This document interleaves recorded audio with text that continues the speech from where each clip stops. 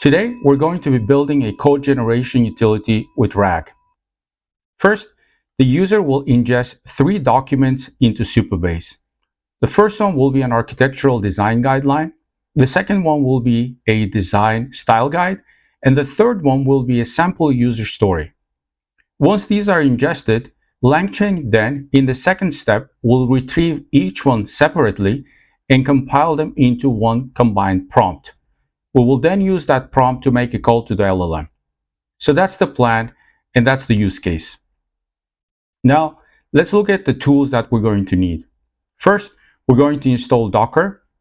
Secondly, we're going to install Supabase. Then we're going to configure Supabase as a vector store. Then we're going to ingest our documents. Then we're going to write our prompts. And finally, we're going to make calls to the LLM. So let's get started. The first thing we're going to do is download Docker Desktop from docker.com. Navigate to the site, and on the main page, you will see this download button. Pick the right version for your computer. In my case, it's download for Mac, Apple Silicon, and I've already downloaded. But go ahead and download this, and then set it up for your computer. Once the setup is complete, make sure you have this icon here and that it shows green.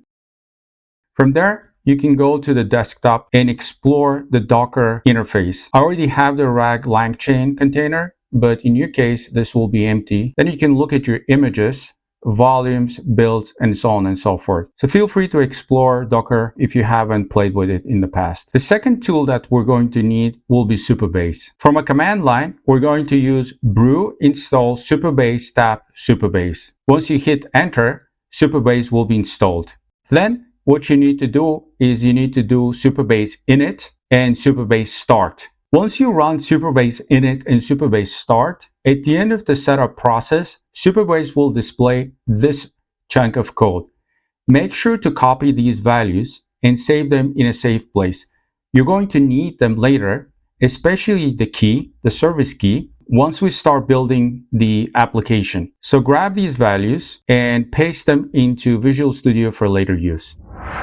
Once Supabase is installed, you can inspect the installation by going to Docker, and you should see RAG LangChain as one of the containers and several subcontainers, and all should be running. And you can also inspect the images as well as go and look at the files and the log and all that good stuff that Docker provides. I have the system running, and so Docker is installed as well as Supabase is running. Once Supabase is installed, you can come here and grab the studio URL, copy this, go to Chrome, and paste this as a new tab. This will bring up the Supabase web interface. Initially, it will be a blank database. You will have no tables and no functions. So you can just explore the interface. This is where your tables would be. These are where you can run SQL queries. And if you go to the database, you should see your database functions, triggers, and indices, and so on and so forth. So right now, this is blank. In the next step, we need to configure Supabase as a vector store. And in order to do that, we need to run a few SQL queries. We're going to grab these queries from Visual Studio Code. I've already prepared the SQL file. First, it will create an extension. Then it will create a table, and this table will be called documents. You can call it anything you like, but just remember this name because that's what you're going to end up using later on. Here's where we define the embeddings. And here, this size is important. 3072 is for Llama 3.2 and 4096 is for Llama 3.1. So we can go ahead and change this to 496 for this example and make sure to use the same value down here. These dimensions become very important. So if you need to switch to an OpenAI model, for instance, you need to use 1536 as the dimension. Otherwise, the embeddings and the queries will not match. Okay, so we have a query to create a table, and we have another query to create a function match document. So copy all this, and the file for this will be provided in the GitHub repo, and go back to the SQL editor. Paste the whole thing and just hit a run. In the SQL editor, you have 3 SQL queries and you should run it. And at this point, it should be a success. And if you inspect your tables, you should now have a table called documents with nothing inside yet. And if you go to the database and inspect your functions, and from here, if you filter by name, you will see that you have match document function created. Okay, that's good. That's all we need to configure Supabase. Okay, A quick summary so far. We've installed Docker, we've installed Supabase, and we've configured Supabase as a vector store. Now, let's take a look at some of the code snippets that we're going to use for the ingestion. Let's start with the Supabase client. Once you download the Supabase Python package, creating the Supabase client is quite simple, but you're going to need the Supabase URL and the Supabase service key from the values that we copied earlier. We're going to use the create_client function by passing the URL and the key. Okay. Next, we're going to create the embeddings. And for this, we're going to use the Llama embeddings. And it's a very simple Llama embeddings model 3.1. For the document ingestion file, we're going to take a file path and we're going to use text loader. Text loader will load the file, and then we're going to use a character text splitter. And here, the chunk size and the chunk overlap are two important parameters that will play a role in how many chunks and how the document is split into the embeddings. So this is important to note. For this example, we're going to use 1000 chunk size and 200 overlap. Make sure to experiment for your documents, because these are just the values that worked for me for this example. But sometimes you need smaller and sometimes you need higher values for that. Then we're going to split the documents, and from the docs that come out of the text splitter, we're going to populate Supabase vector store. And for that, we're going to use Supabase vector store dot from documents by passing the docs, the embeddings, the client, the table name, the query name, and the chunk size. And if you remember, the table name is document, the query name is match documents. So this is the logic for the document ingestion. Then we have a main loop, which basically monitors a folder, and when it sees a new file in that folder, then ingests that file into Supabase and renames the file to start with underscore. And that way we can guarantee that if you drop a new file into the file system, it will automatically be ingested into the database, and then but in the next loop it won't get processed again. This is just a simple trick. You can use other means to ensure that you're not duplicating documents in the vector store, because one of the issues is that if you process the same file twice, you have to have a logic to understand the IDs and ensure that the same document is not ingested more than once. So this is our main loop, and with that we can switch to Visual Studio Code now. Once in Visual Studio Code, let's review what we're going to be doing. The name of the file is ingest.py, and at the top, we start with our imports. We're going to import OS and time. We're also going to use .env for our environment variables. Some of the keys that you copied earlier from Supabase, it's a good idea to create a .env file and populate them there. I've included a .env template file with certain keys that you might use. This file will be checked into GitHub. Feel free to just populate the Supabase URL, Supabase service key here. And as well as if you'd like to use LangSmith later on, you can put the LangChain tracing v2 and LangChain API key so you can see your executions. Back to our ingest file, we execute load.env. So we have our environment variables, and then we set up our vector store. Here's how we create the Supabase client with the create_client. Then we create the Llama embeddings. And once the embeddings are ready, here's where we define our constants. First, the data folder. We'll be using this data folder. And inside this data folder, let's just quickly take a look. We have 3 files currently. First one is an arcguide.html, an architectural design document with certain guidelines for creating React code. The second file is a user experience style guide, which defines fonts, colors, and other styling that goes into our code generation. And the third one is a sample user story for creation of a sign-up form for an online banking app. We'd like to pass all 3 documents into our Supabase store and ingest them to be used later on during the invocation. We have a utility function which just takes a single file path and then ingests that single file into Supabase by calling Supabase vector store from underscore documents. And again, this is for a single file. And in the main loop, we're looping and we're monitoring the data folder. If we see a new file, we process that file, we ingest it to Supabase, and then rename it by adding a underscore to its name. So currently, as you can see in the data folder, we have 3 files. And if we look at our Supabase tables, we have nothing. So what I'm going going to do next is I'm going to run this simple script. At the end, these 3 files will be renamed to underscore. And when we look at a Supabase database, we should see our chunks added to the table. So let's do that.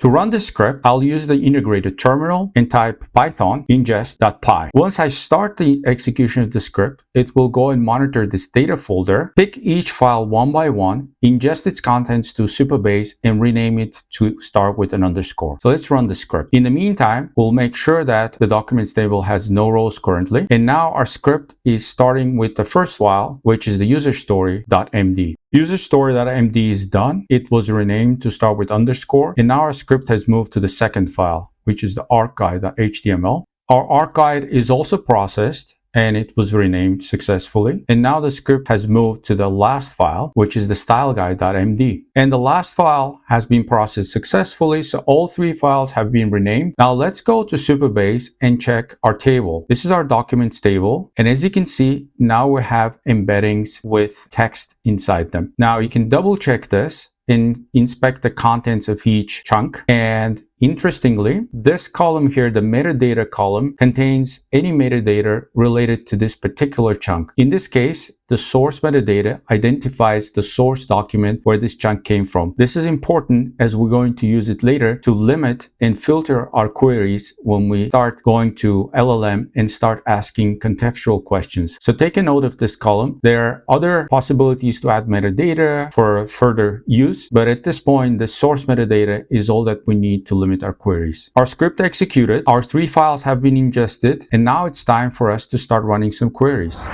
Okay, now that we're done with the ingestion phase, let me share a few insights on how to perfect this process. Before populating a vector store, a little bit of planning can help generate better outcomes for your LLM. First off, in our example, we used file-based ingestion, but there are other methods available as well. For example, you might want to use web scraping and ingest a Confluence server or another source of valuable documentation. Secondly, you can ingest data directly from a SQL server, such as customer orders or support tickets. Finally, you may want to explore ingesting your current source code from a corporate GitHub repo. All these options will give you additional leverage when generating context-aware answers. One final point. When ingesting the documents, you may want to experiment and fine-tune your chunk and overlap size parameters. We used 1,200 today. However, depending on the structure of your data, you may want to go lower or higher. So please invest the time to research, run a few tests, and tweak the input parameters. It will pay dividends down the road. Great. Now let's move on to building our chain. Let's take a look at some of the important code snippets for our second script.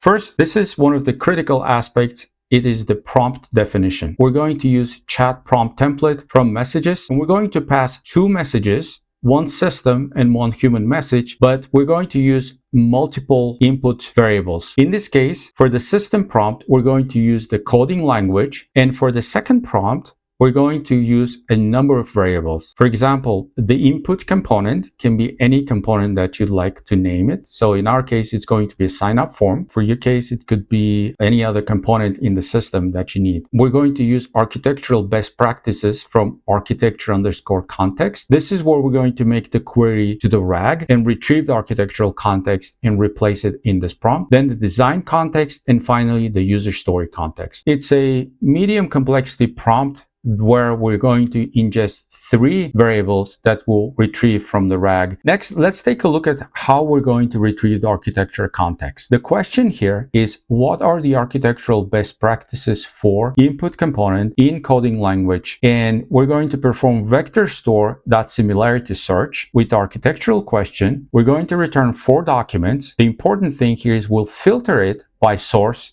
to just the architectural guide. If you don't filter it, Supabase will perform search on every row in the database, and that may include documents from other sources. For our case, we'd like to limit architectural context to architectural documents. And by the way, this filter column can specify more than one document, and you can specify a regex here as well. In case you have hundreds of architectural design documents, that's a good way to limit the search only to the architectural documents. Finally, we're going to concatenate the results, and then we'll return them to the prompt. Similarly, the design context is the question, what are the visual design guidelines for this component? And we're going to limit our search to the style guide.md. Very similarly, for the user story context, we're going to ask what are the business rules for input component and coding language, and limit our results to userstory.md. So these three contexts will later be concatenated inside the LLM call. And this is the final call here. And as you can see, we have the prompt and the chained LLM. And in the invocation, we just pass our variables. Input component will be a sign-up form, coding language will be React, architecture context, design context, and the user story context will be the values returned by the RAG call. So that is the simple LLM call. Back in Visual Studio Code, let's open chatbot.ipynb. This is a Jupyter notebook I prepared just for invocation of the LLM with the RAG. We're going to start by installing a couple of libraries. Once the libraries are installed, then we're going to run our imports. So let's take a look at our imports. We're going to import os.env. These packages are basically needed to run the notebook. Load.env, and here we're going to get the Supabase key and the URL. This will be needed for the client because we need to make the RAG queries. Once the package installations are done, let's run our imports. And here, you will also notice that we're creating our embeddings object. We're going to use the same embeddings model as we used during the ingestion phase. Then we're going to define two constants, the table name and the query name. We're going to load our vector store. Then we're going to initialize our model. And now it's the chat prompt template. We already saw a quick snippet of it, but here's the full code. And we have 1, 2, 3, 4, 5 total variables in this prompt. So let's run this prompt real quick. And finally, we're going to invoke the chain. Our input component is a sign-up form. Our coding language is React. It's a utility function to concatenate the results. Because we're returning 4 results from the RAG, we can concatenate them and just pass the entire thing to the LLM. And here we set the architectural context. We set the design context by making a call to the vector store similarity search. Again, we're limiting this by the source. Then the user story context. And finally, our LLM invocation. And we're just going to print the results at the end. Let's go ahead and run the invocation. And once we do that, we're going to get quite a bit of text output. Okay, some of the text start trickling, but this is not the final input. This is just printing some of the RAG results. And we have our result. Let's take a look at the created React component. First, let's read this last 2 paragraphs. This code creates a form with the input fields for first name, last name, email, address, date of birth, city, state, zip, this and password. This is according to the business rules specified in the user story. It also includes a validation for each field and checks if the form is valid before submitting it to the server. Please note that you need to replace create user mutation. Of course, here we use GraphQL mutation. Now let's copy this entire source code into a new file and let's inspect the JavaScript file generated by this RAG system. It looks very comprehensive and very long with a number of rules for validation and the passwords, but let's just inspect it and make sure that everything looks good. Okay. So this is the file. I'll create a new JavaScript file here and paste this. I'll wait for Visual Studio to recognize this as a JavaScript file and scroll all the way to the top. Now, here, let's save this file. I'll save this as output.js. Okay, and let's just inspect this real quick. First of all, we see the imports for React, use state, use mutation. Then we have our sample mutation. In this mutation, we can see that 4 fields have been missed. The fields for email are here. Date of birth is missing. City, state, zip are missing. So this mutation obviously needs to be reworked. But the sign-up form itself uses use state, has all 7 forms. There is an error in the validation form. Let's take a look at the password rules. We can see that the password must meet criteria, and we have a validation email, validation rules for the zip code, and validation regex for the password, including the character length. So that looks pretty good. We also have handle submit, and that relies on the validation of the form. That's also really good. And here we can start seeing the render method, and we see our form, and we see the form fields.